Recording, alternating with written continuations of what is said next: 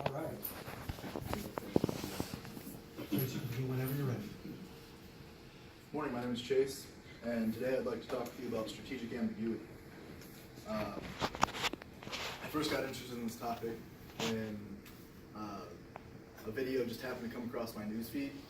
I watched it, I put that video up online in the open discussion forum. If this topic interests you, I highly encourage you to go check that out. Today, I'll be talking about what is strategic ambiguity. I'll also be talking about how we can use strategic ambiguity in an ethical way, and if it even can be used in an ethical way, and also how strategic ambiguity can be used in an unethical way, the dark side. We all use strategic ambiguity every day in our own lives. Like, you wouldn't say to a coworker in an email, in case you suddenly can't read. You would want to say something more like, per my last email, lest you get fired.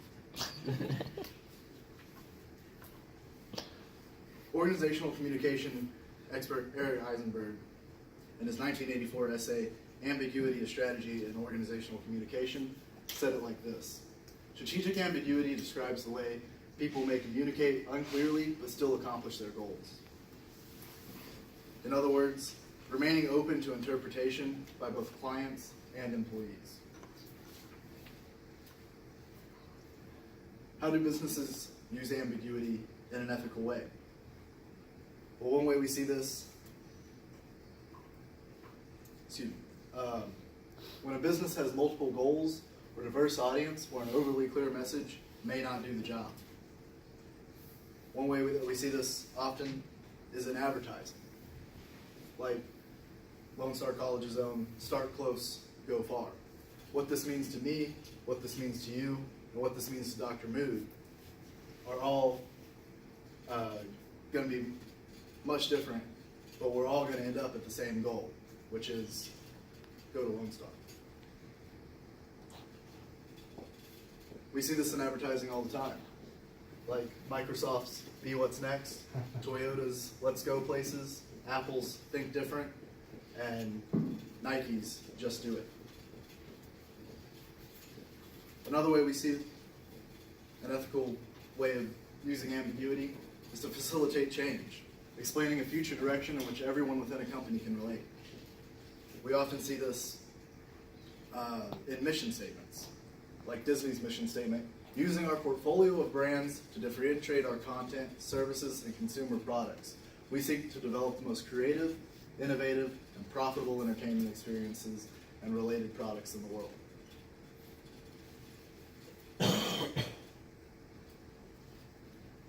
Now to unethical ambiguity.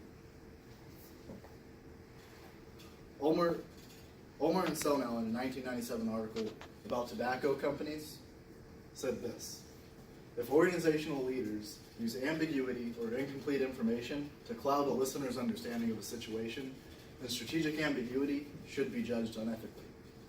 In other words, using language to cover wrongdoings within a company should always be judged unethically.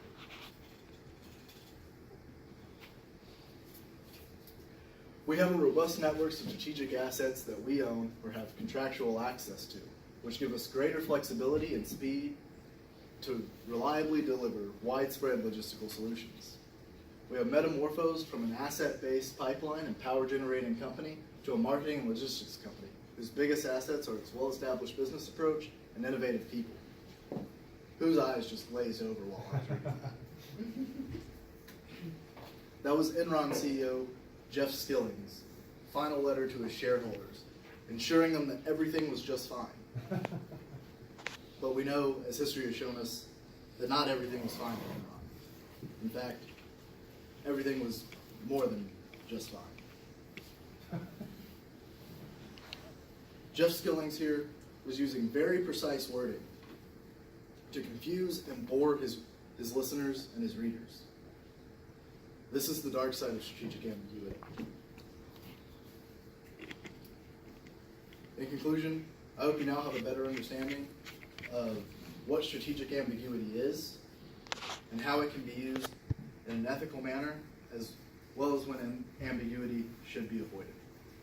Thank you.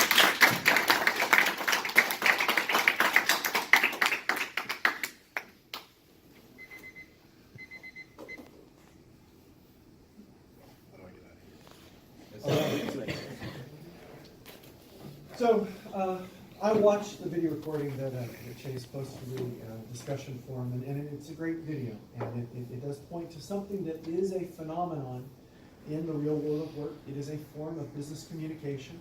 It's the use and abuse of jargon. Why often are people using and abusing jargon? It's for this goal of ambiguity that's intentional. It's strategically trying to manipulate. It's strategically trying to be vague and let people form their own conclusion. Sometimes form a very specific conclusion, but it's a way of using language that is far less precise, and but at the same time, it is an intentional lack of precision, and it's a really important area of investigation in the field of organizational communication. One of the clear strengths of your speech is that you recognize that Eisenberg is the guy for studying strategic ambiguity. I really appreciate some of the examples that you used of strategic ambiguity in action. You can compare strategic ambiguity to advertising slogans, where we say something that can mean something positive to everyone, but not specifically say what the precise change is we're seeking to create in our organization when we reorganize or move things around, or sometimes even fire people. All right, I saw a consistent effort on your part to use visual aids to add emphasis to specific parts of your speech. I really appreciate the way you introduced your relationship to the topic, that this is something that you found interesting, both in a video you found and a conversation with me that sort of led you down this path. Organization of the speech seemed really intentional. Delivery seemed really intentional. A couple things that I want you to do differently in the future. Let's see, the first thing I want you to look at, and this is a comment I might have made for your classmates before you, but I'm going to stress this now about what needs to happen with the introduction.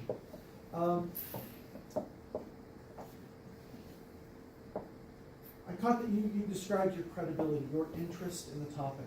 Before we get to your credibility as a speaker, why you're interested in this topic, I need you to reflect out loud about why this topic is potentially valuable, useful to us. And based upon what you know about this audience, what our career goals are, what our work experiences, what our experience is with dealing with ambiguous messages in the workplace, you need to demonstrate that you've thought that through. And for those of us who are resistant, who don't want to listen to you, you got to give us the sales pitch about what's in it for us for attending to this message. Another thing I want you to do differently, I want everyone to watch out for this. Avoid starting off your speech in a way that's polite. Hello, my name is Chase. I'm going to talk about something called strategic ambiguity. It's really polite, and it's really clear, and it's really to the point, but it's not terribly interesting. I want all of us to put being polite as secondary importance, be interesting first. So if you got up and just started looking at us and saying, the writing's on the wall. Writing's on the wall. Exactly. That's something that a manager I know once did in a very ambiguous way to tell the team what was happening that day. All right, so yeah, be strategically ambiguous as your attention-getting device. Yeah, you have to resist that urge to be really polite, really straightforward, but you'll build intrigue, and your audience will be grateful for that moment of joy that comes from being delightfully surprised by something they didn't expect.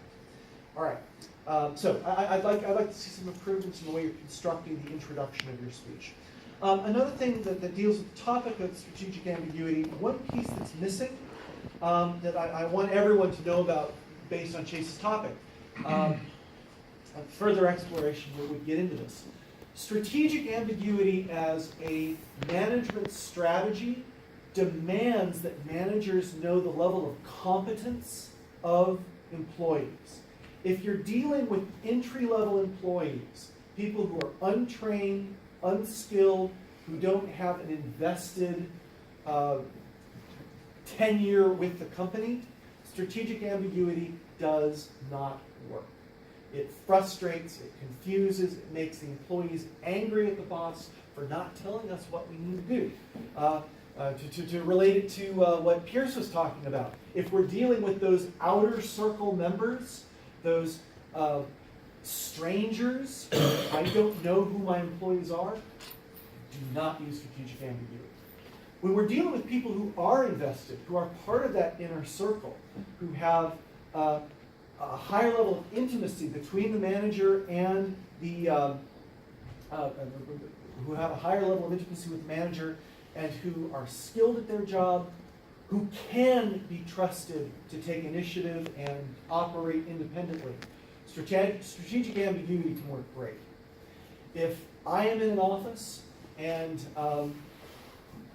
all of the people in that office know me and know what I demand of them as a manager, and if I put a cryptic sign on my door that says, "There will be a great and terrible reckoning," and just leave it at that, yeah, that actually could go a long way to get people to do something that they know they're supposed to do without me actually having to say, "We're waxing the floor today, everyone needs to stack the furniture," whatever that unpleasant task must be. Strategic ambiguity, it's an important skill for us to take into our manager's toolbox. But we should only use strategic ambiguity when we're dealing with highly competent, invested professionals that are in our inner circle. Okay? Thanks, Jason.